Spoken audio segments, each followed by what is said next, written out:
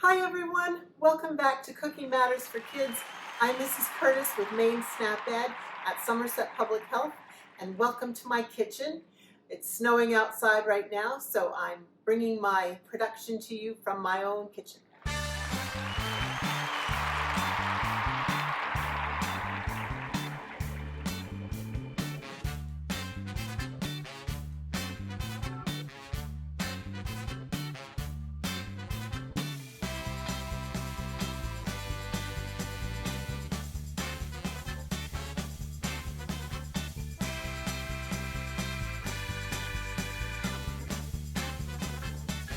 So last time we were together, we talked a little bit about healthy drinks and how regular drinks like sodas and iced tea and sports drinks, they all have something in common. That's right, sugar. They all have sugar in common, and why eating sugar or a lot of sugar is not very healthy for our bodies. We also talked about water and why drinking water is so healthy and beneficial for our bodies. It helps every cell in our body, every organ in our body. We're made up of more than 50% of it, so drinking water is one of the best choices we can make. Today, we're going to talk a little bit more about sugar in our processed food. So anything that's packaged is processed food. And we're going to talk a little bit about facts labels, so nutrition facts labels. And we're going to look at some healthy snacks that you could make from your own kitchen that aren't necessarily packaged and that are good and healthy for your bodies. We'll also see Evelyn and Lucia back in their kitchen making some homemade macaroni and cheese.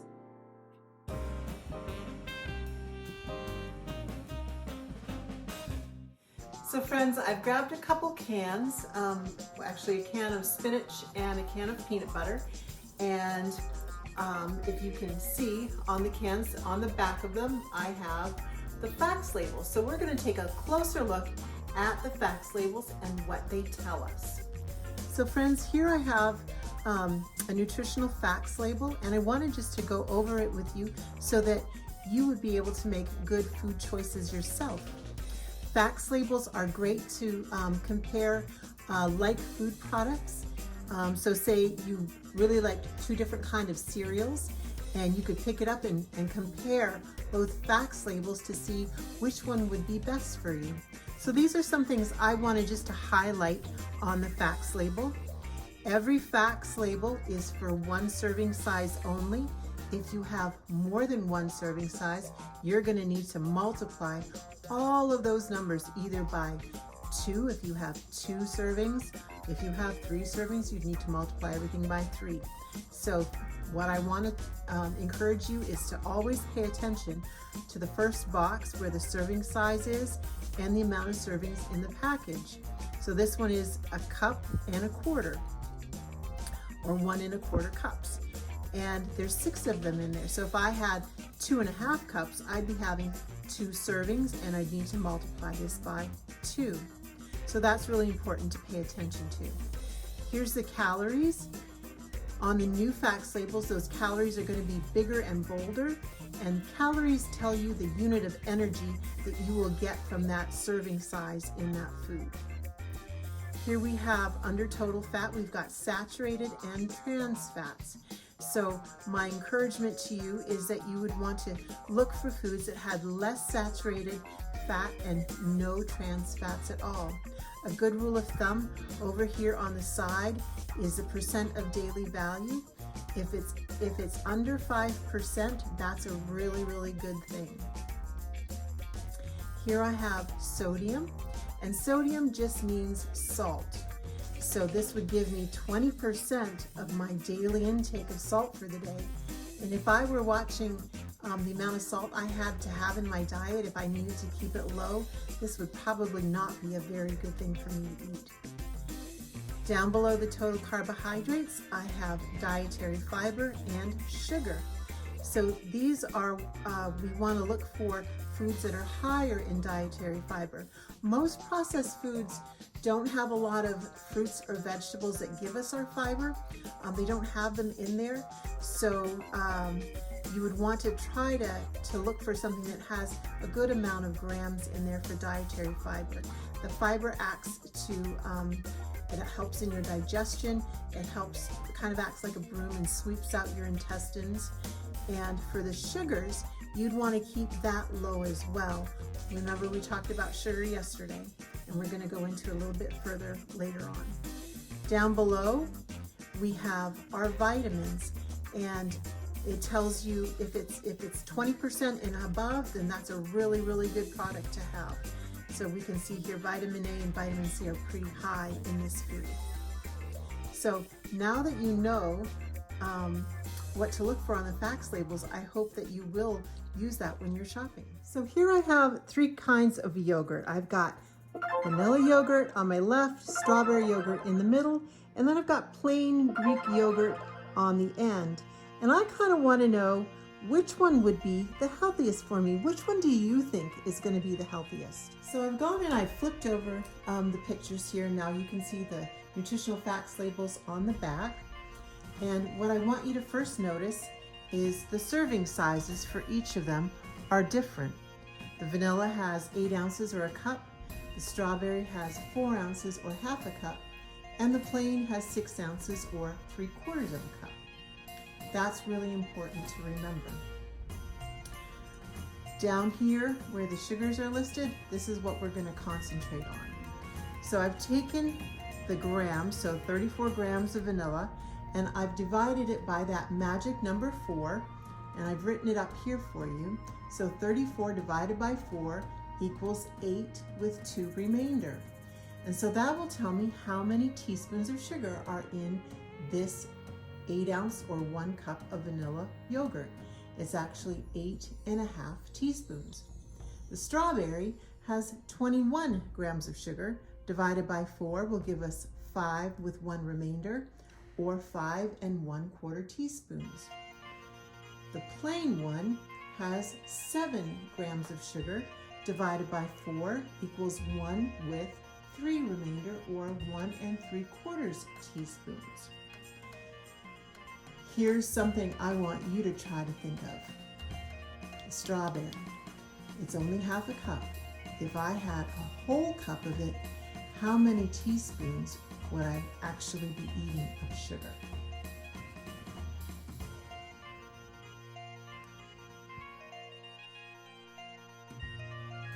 So looking at these 3, which one do you think would be the healthiest or better for our bodies?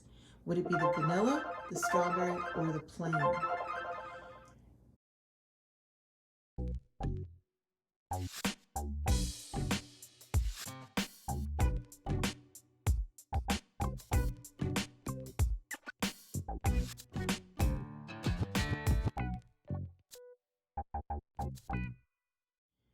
If you said the plain, you are right. Think of some ways you can actually make that plain yogurt a little bit more tasty. What can you put in it to add a little bit more flavor?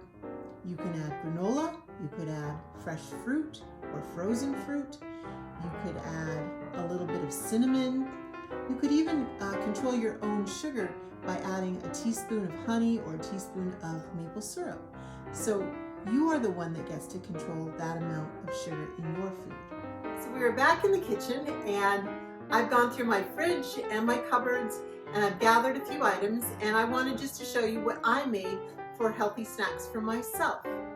So here I have some things that I pulled out of the fridge and the cupboard, and fruits and vegetables go a long way in making great healthy snacks, as well as our plant proteins. So I've got some nuts, almonds, peanut butter. I also have a tortilla. I didn't happen to have a whole grain one in the house, but I could use a tortilla nonetheless, and I made like a banana peanut butter wrap with it. So you can do a whole lot of things with a lot of whole foods instead of processed things that you would buy at a store. So friends, not only can you make your snacks homemade from whole food, you can also choose to make some of your meals that you enjoy eating, like macaroni cheese, from scratch. So let's watch Evelyn and Lucia as they're in the kitchen making their homemade stovetop mac and cheese.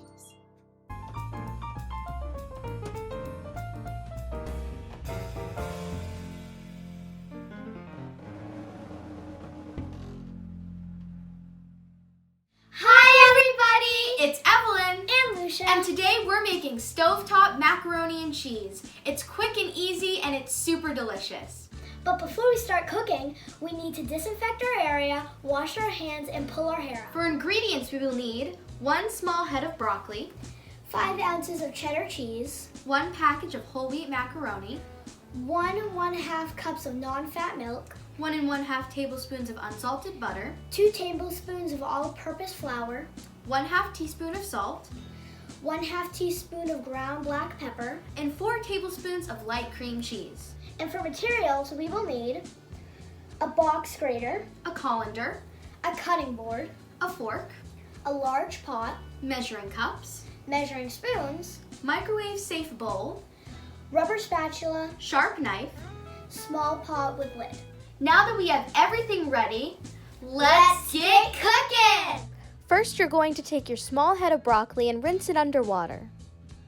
Now you're going to take your sharp knife and cut the broccoli into small pieces. But before you start cutting and cooking, make sure you have your parents' permission. You have my permission. In a microwave-safe bowl, add broccoli and just enough water to cover halfway. Heat and microwave until bright green and tender for about 6 to 8 minutes. Drain in a colander and set aside. While pasta is cooking, make cheese sauce. In a small pot over medium heat, heat milk.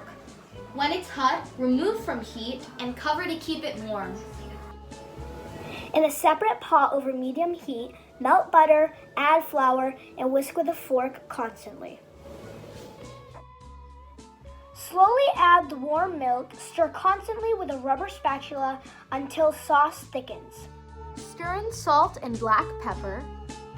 Add cream cheese, grated cheese, and broccoli. Stir until grated cheese is melted and remove from heat. Now add cheese sauce to macaroni and stir.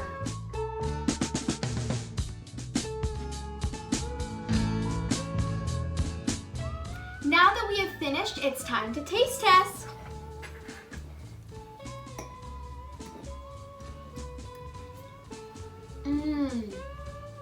That's really good. Yeah. Thank you all so much for joining us. Until next time, stay safe and healthy. Bye! Great job, Evelyn and Lucia. That looked so yummy. I wish I could have enjoyed it with you. Well, friends, that wraps up our lesson today. And we learned we can take away being able to read nutritional facts labels. We also learned how to look for extra sugar in our foods and actually use a magic number 4 to calculate how many teaspoons it is instead of grams. We've also saw some great homemade snacks that you can make right at home from your fridge with whole foods, foods that aren't packaged or processed. So next time when we get together, we're going to talk about choosing healthy foods when we go out to eat. See you then. Bye.